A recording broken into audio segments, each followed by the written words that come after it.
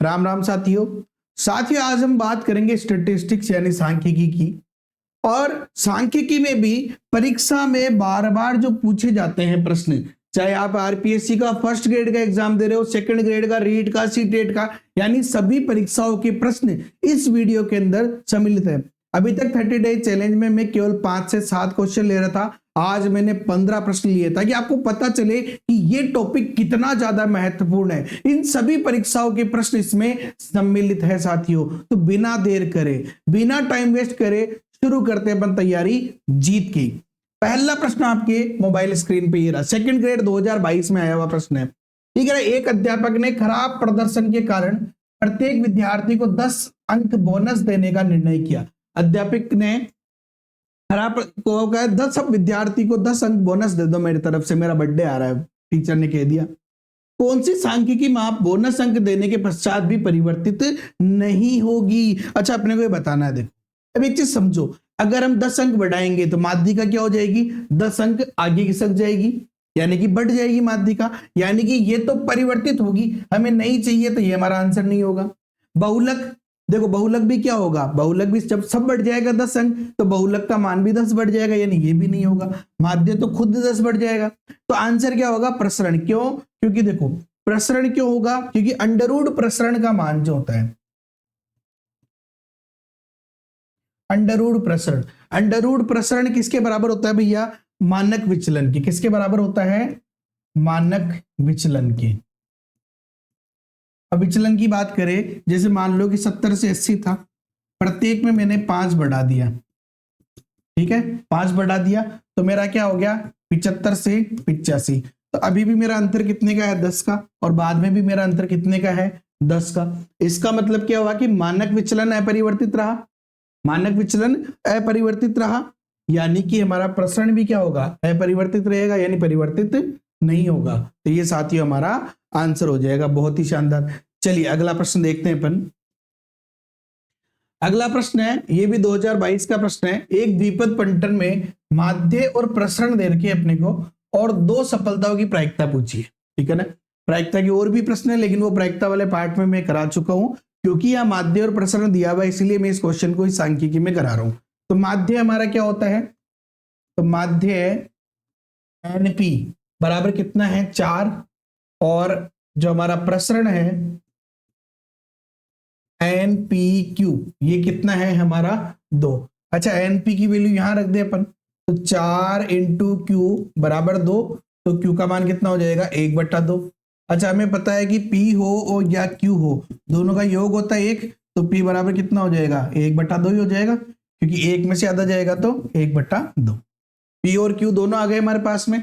अच्छा, यहां से पी का मान रख दूं मैं, तो एन इंटू 1/2 बराबर 4, तो एन बराबर आ गया मेरे पास में 8। ठीक है, ये तो हमारे पास में हमने क्या किया है? एन, पी और क्यू की वैल्यू निकाल ली है। अब हमें सफलता दे रखी है, 2 सफलताएं, तो probability of x equal to 2 निकालना है अपने को।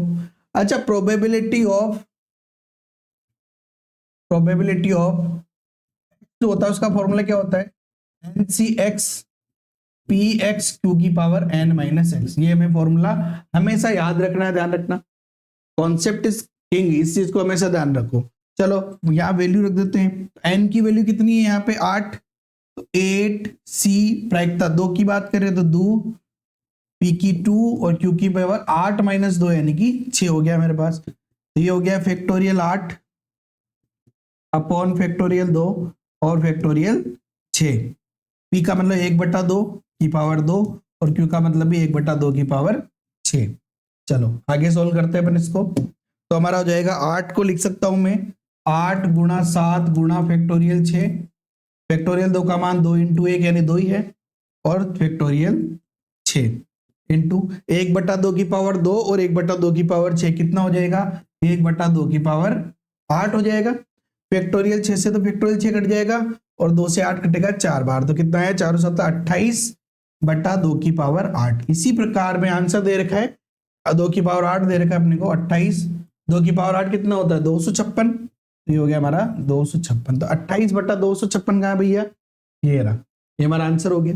और कट सकता है ये, लेकिन उन्होंने काटा नहीं, तो जो हमें पूछा है वो बता देंगे यहाँ पे।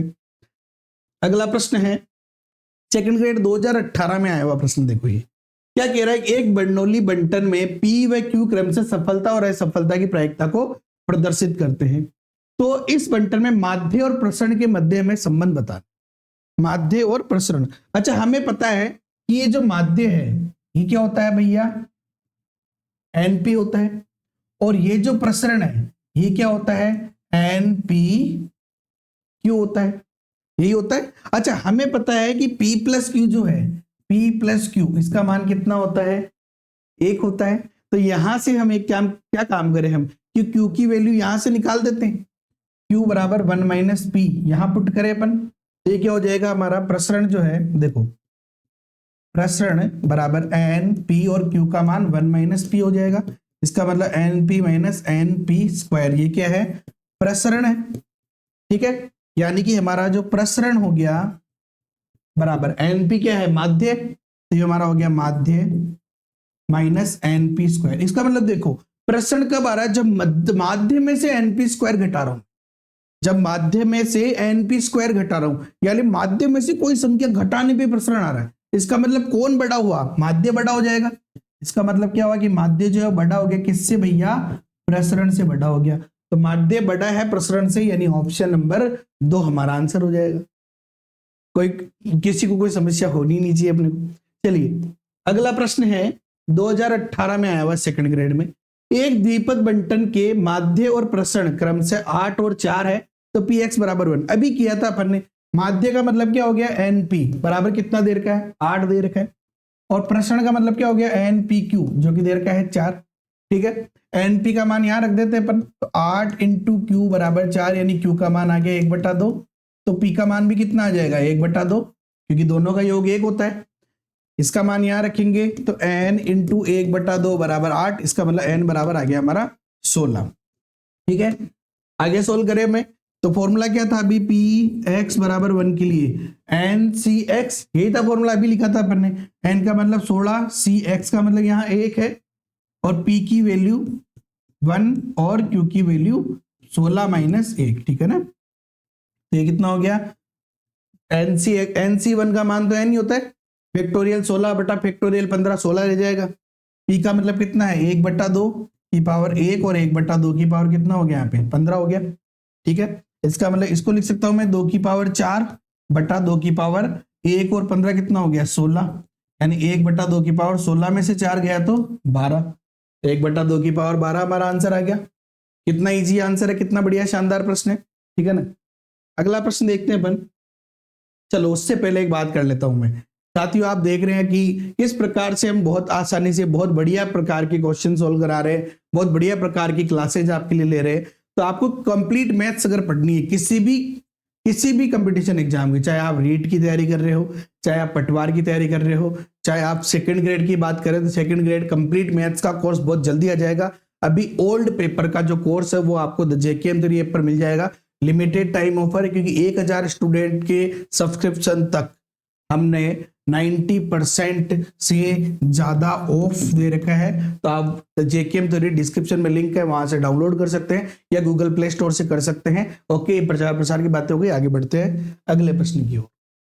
सेकंड ग्रेड 2018 की बात करें, 7 संख्याओं का माध्य है 8। देखो यहाँ पे समझो, 7 संख्याएं हैं, इनका माध्य कितना है 8, यानी कि कुल कितना हो गया हमारे पास में 7 8 56, ऐसे निकालते हैं अपन। अब मेरा एक नई संख्या 16 इसमें जोड़े, इसका मतलब एक संख्या और जुड़ गई, तो संख्या हो गई 8, और 16 जोड़ दी, इसका मतलब इसमें कितना जुड़ गया 16, तो 56 और 6 62 10 72 हो गया।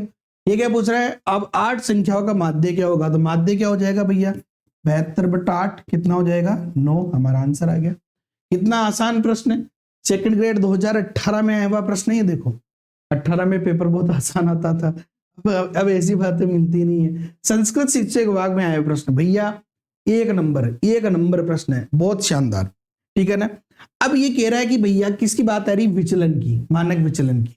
अच्छा, मानक विचलन का फॉर्मूला क्या होता है, जब प्रेक्षण मान लो कि अगर x1 x2 xn इस प्रकार से प्रेक्षण होते हैं, तब मानक विचलन का फॉर्मूला क्या होता है, मानक विचलन डायरेक्ट लिख रहा हूं यहाँ पे, सिग्मा, इसका फॉर्मूला क्या होता है, under root of sigma xi का स्क्वायर यानी कि जितने भी फ्रैक्शन उनके वर्गों का, अपन यहाँ पे जितने भी फ्रैक्शन उनके वर्गों का अपन यहाँ पे सिग्मा निकालेंगे upon n minus sigma xi upon n का होल स्क्वायर करेंगे अपन। ठीक है, चलो, या फिर अपन इसका होल स्क्वायर करके लिख सकते हैं। कैसे कि सिग्मा स्क्वायर बराबर होल स्क्वायर करेंगे तो अंडर रूट हट जाएगा बस। तो सिग्मा xi का स्क्वायर, हमारे पास फ्रैक्शन क्या है 2 3 a और 11, यानी कि 2 का स्क्वायर प्लस 3 का स्क्वायर प्लस 1 का स्क्वायर प्लस 11 का स्क्वायर बटा 4 माइनस, ये माइनस आ गया, और सिग्मा xi यानी कि सबका योग हो गया 2 + 3 + a + 11 बटा 4 का whole square. Sigma square, sigma क्या दे रखा है हमें 3.5, तो मैं इसको लिख दूं यहाँ पे 3.5 का स्क्वायर बराबर 2 का स्क्वायर क्या हो जाएगा 4, 3 का स्क्वायर क्या हो जाएगा 9, 1 का स्क्वायर क्या हो जाएगा a स्क्वायर और 11 का स्क्वायर 121 बटा 4 माइनस, इनको जोड़ दो भैया, तो 11 और 3 14 और 2 16, यानी 16 + a बटा 4 का होल स्क्वायर हो गया है। अच्छा, इसको लिख सकता हूं मैं 7 बटा 2 का होल स्क्वायर लिख दिया मैंने, बराबर देखो 121, 9 और 4 को जोड़े तो 121 और 4 25 और 9 134 हो जाएगा, 134 प्लस a स्क्वायर बटा 4 हो गया ये तो, और माइनस ये हो गया मेरे पास देखो 16 का square 256 plus 32a plus a square बटा 4 का स्क्वायर 16 हो गया। ठीक है, क्या करें भैया एलसीएम ले लो, तो ये तो हो गया हमारे पास में 49 बटा 4 बराबर एलसीएम कितना आएगा 16। ठीक है, तो 4 से गुणा करेंगे इसको, तो 4 चौक 16 का 6 हासिल का 1, 4 3 12 और 1 13 का 3 हासिल का 1, 4 एकम 4 और 1 कितना हो गया 5, यानी 536 हमारे पास में हो गया। ठीक है, और प्लस 4 इंटू ए स्क्वायर यानी कि 4a स्क्वायर माइनस, इसमें तो कोई परिवर्तन हुआ ही नहीं, 256 माइनस 32a और माइनस a स्क्वायर। ठीक है, चलो आगे सोल्व करते हैं अपन इसको। तो यहां से देखो 4 से कट रहा है ये 4 बार, 4 इंटू 49 तो 4 नाम 36 का 6 हासिल का 3 और 4 चौक 16 और 3 19 196 आ गया। इधर देखो 536 में से 256 घटाया अपन, तो 6 में से 6 गया 0, 3 में से 5 जाता नहीं, 13 में से 5 गया 8 और 4 में से 2 गया तो 4, सॉरी 2 280 हो गया। 4a स्क्वायर में से a स्क्वायर गया तो प्लस का 3a स्क्वायर माइनस 32a। ठीक है, चलो आगे सोल्व करें अपन इसको। तो अब क्या सोल्व करना, बस 196 को उधर ले जाओ, तो ये हो गया हमारा 3a square minus 32a plus 280 minus 196 बराबर 0, यानी कि 3a square minus 32a plus, बताओ 280 में से 196 जाएगा कितना बचेगा 80 और 4 84 84। ठीक है, बराबर 0। कहाँ है भैया ऑप्शन, देखो 84 ये रहा, 3a square minus 32a plus 84। Sanskrit शिक्षा विभाग में आया हुआ प्रश्न है। आज मैंने सभी प्रकार के प्रश्न लिए हैं, सभी प्रकार के, सभी एग्जाम के, बीच में छोड़ के मत जाना है ना। चलो अगला प्रश्न देखो, 16 प्रेक्षणों का माध्य है 16। देखो समझो, अब इस बार प्रेक्षण, माध्य और कुल, तो 16 प्रेक्षणों का माध्य कितना है 16, यानी कुल कितना हो गया 16 इंटू 16 256। ठीक है ना, क्या किया मैंने दोनों को गुणा कर दिया, कुल का मतलब यही होता है। चलो यदि दिए गए आंकड़ों में से एक 16 मान का प्रेक्षण विलुप्त कर दिया जाए, इसका मतलब देखो एक संख्या कम कर दी, यानी 15 रह गई, और क्या घटा इसमें से 16, यानी कितना बच गया ये 240, और 3 नए प्रेक्षण ऐड कर दिए, यानी अब कुल संख्या कितनी हो गई 18। और प्रेक्षण क्या क्या ऐड करे भैया 3 4 और 5, यानी प्लस का 3 प्लस का 4 और प्लस का 5 ऐड कर दिया, यानी 5 4 9 3 12 जोड़ दिया 240 में, यानी 252 हो गया। अब ये कह रहा है नया माध्य, तो माध्य किसे निकालते हैं, कुल बटा संख्या 18, 18 कम 18 7 बजा 72, 18 चौक 72, आंसर क्या आ गया 14, 14.0। क्वेश्चन खत्म, चुटकी बजाई क्वेश्चन खत्म हो गया ना। ऐसे ही क्वेश्चन सॉल्व होते हैं। देखो अब अगला प्रश्न है, ये भी सेकंड ग्रेड में आया हुआ क्वेश्चन। अच्छा, बहुलक का फॉर्मूला क्या होता है, फॉर्मूला याद होना बहुत जरूरी है। z बराबर l plus f1 minus f0 upon 2f1 minus f0 minus f2 गुणा h। सर यार फॉर्मूला तो लिख दिया, इनका मतलब भी बता दो। बता देते हैं भैया, पहले तो बहुलक वर्ग डिसाइड करना है, जिसकी बारंबारता सबसे ज्यादा है वही बहुलक होता है, उसी की बहुसी को अपन बहुलक वर्ग बोलेंगे। तो बहुलक वर्ग कौन सा हो गया हमारा 40 से 50, तो हमारा l तो कितना हो गया 40, l बराबर हो गया भैया 40। जो बहुलक वर्ग लिया है उसको हम बोलेंगे F1, उससे पहले वाला F0 और उससे बाद वाला F2, ठीक है। और L का मतलब क्या, H का मतलब क्या हो जाएगा, डिफरेंस इनका जो वर्ग है ना, 0 से 10, 10 से 20, 10 का डिफरेंस है। चलो फॉर्मूले में मान रखो, L का मान कितना है 40 प्लस F1 का मान कितना है भैया 28, 28 माइनस F0 का मान कितना है 12, 12 बटा 2 गुणा 28 माइनस 12 माइनस F2 कितना है भैया 20, तो ये 20 हो गया, और गुणा H यानी अंतराल कितना है 10 का, ठीक है। चलो आ जाओ भैया, तो 40 प्लस 28 में से 12 गया, कितना बचा 16 बटा 28 दूनी हो गए 56 माइनस 20 30 32 हो गए, और इंटू 10। आ जाओ भैया, 40 प्लस 16 इंटू 10 बटा 56 में से 32 जाएगा, 6 में से 2 गया 4, 5 में से 3 गया 2, 8 दूनी 16, 8 3 24, कितना आया भैया, ये क्या है हमारे पास में 40 प्लस देखो 10 इंटू 2 20 बटा 3, यानी कि 6.666 यानी 6.67 लिख सकते हैं अपन इसको। तो 40 और 6.67 कितना हो जाएगा 46.67, हमारा आंसर आ गया। ये लो ऑप्शन खत्म, चुटकी बजाई क्वेश्चन सोल्व। एग्जाम में क्या करोगे आप, फॉर्मूला थोड़ा लगे हुए, 1 2 और 3 4 स्टेप में आपका आंसर कंप्लीट हो जाएगा। ओके चलिए अगला प्रश्न लेते हैं अपन। अगला प्रश्न है आपके, n प्रेक्षणों का माध्य है x, देखो समझो n प्रेक्षण है, उनका माध्य है x, तो कुल कितना हो गया n x बार, ठीक है। अभी कह रहे यदि प्रथम प्रेक्षण में 1, द्वितीय में 2, तृतीय में 3 और इसी प्रकार से बढ़ाया जाए, ठीक है। इसका मतलब समझो, एक बात को समझो, हमारे पास कुल कितना था n x बार, ठीक है। अब प्रत्येक पहले में 1 बढ़ाया, दूसरे में 2 बढ़ाया, तीसरे में 3 बढ़ाया, यानी सब में मिला के इन्होंने n अंक बढ़ा दिए, ठीक है। तो नया माध्य क्या होगा बटा n होगा, यही होगा।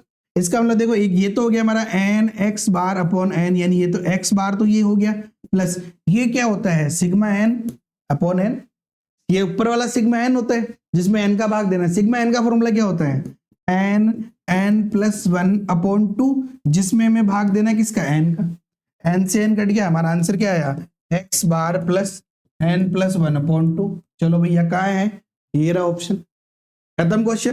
देखो चुटकी बजाओगे क्वेश्चन सोल्व हो जाएगा। सेकंड ग्रेड 2022 संस्कृत शिक्षा विभाग में आया हुआ प्रश्न है, और इससे तो बहुत प्रश्न आए हैं संस्कृत शिक्षा विभाग में, जिसमें प्योर प्रायिकता की तो प्रश्न ही नहीं लिए मैंने प्रश्न यहाँ पे सिर्फ और सिर्फ जो स्टेटिस्टिक्स से रिलेटेड वही लिए।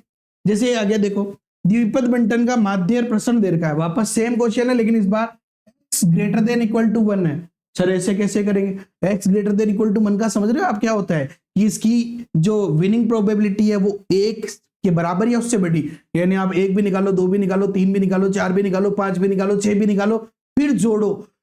इतना थोड़ी करेंगे अपन, शॉर्टकट समझते हैं, समझो आ जाओ इधर। माध्य यानी कि NP बराबर कितना दे रखा है भैया 4, और प्रसरण यानी कि NPQ बराबर कितना दे रखा है 4 बटा 3।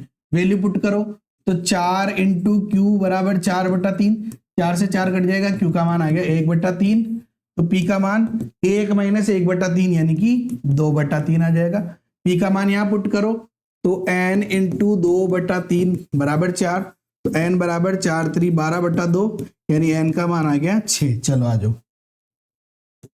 ठीक है। अब समझो यहाँ पे हमें क्या निकालना है कि p x greater than equal to 1 निकालना है, और हमें पता है कि कुल प्रायिकता किसी घटना के सफलता और असफलता की कुल प्रायिकता कितनी होती है, 1 होती है। यानी देखो x greater than equal to 1 से कहां तक n बराबर 6 का मतलब 1 2 3 4 5 6, इन सबको निकालो फिर जोड़ो। अब आपको पता है अपन ने भी P2 निकाला था, P1 निकाला था, एक में अपने को कितना टाइम लग रहा है, इतना कैसे करेगा, अरे कुछ नहीं है भैया। इसको मतलब देखो ना, 1 के बराबर या उससे बड़ी, इसका मतलब 0 वाली तो छोड़नी है, तो कुल प्रायिकता 1 होती है, उसमें से अपन क्या करेंगे p x बराबर 0 वाली माइनस कर दो, यहां लगा दो फॉर्मूला। क्या होता है फॉर्मूला NCx p की पावर x q की पावर n माइनस x, यही होता है फॉर्मूला सफलता की प्रायिकता के लिए। बस फॉर्मूला पुट करो तो यहां हो जाएगा p x greater than equal to 1 बराबर 1 माइनस पी एक्स बराबर 0 के लिए क्या हो जाएगा n का मतलब 6, तो 6c0, p का मतलब यहाँ पे प्रायिकता सफलता कितनी 2 बटा 3, तो 2 बटा 3 की पावर x यानी कि 0, और q का मतलब 1 बटा 3 की पावर n माइनस एक्स, यानी कि 0 घटाना 6 में से तो 6 ही आएगा। चलो 1 माइनस, तो 6 से 0 तो 1 होता है, 1 गुणा, इसको मैं कोष्टक में ले लेता हूं, ये भी 1 होगा, और 1/3 की घात 6, तो 3 की पावर 6 कितना हो जाएगा, देखो 3 का स्क्वायर 9, 9 का क्यूब 729, ये कितना हो जाएगा 729। तो 729 में से 1 घटाना है, यही होगा ना भैया, 1 माइनस 1/729, यानी कि 728/729 हमारा आंसर हो गया। ये रहा ऑप्शन नंबर 3, संस्कृत शिक्षा विभाग में आया हुआ प्रश्न है। चलिए अगला प्रश्न लेते हैं अपन। अब ये फर्स्ट ग्रेड 2022 में आया, जो हमारा फर्स्ट पेपर है ना, उसके अंदर आया हुआ प्रश्न है, क्योंकि बहुत सारे की सर यार ये फर्स्ट ग्रेड में क्या काम आएगा भैया, 100%, 101% है कि एक प्रश्न यहां से आएगा ही आएगा, ही आएगा, ये मान के चलो, ये चैप्टर हमारे बुआ जी है, बिना इनके आए हुए कोई सा भी काम सिद्ध नहीं होगा। यदि प्रेक्षण दे रखे ये सारे का माध्य 9 है, अब देखो माध्य दे रखा 9, इसका मतलब इनके अंकों के योग में भाग लगाने पर, संख्या का भाग लगाने पर 9 आएगा। इसका मतलब देखो क्या हो रहा है कि हमारा x plus 3 plus x plus 5 plus x plus 7 plus x plus 10 बटा कितनी है, 1 2 3 4 5, यानी 5 का भाग लगाया तो क्या आया 9 आया।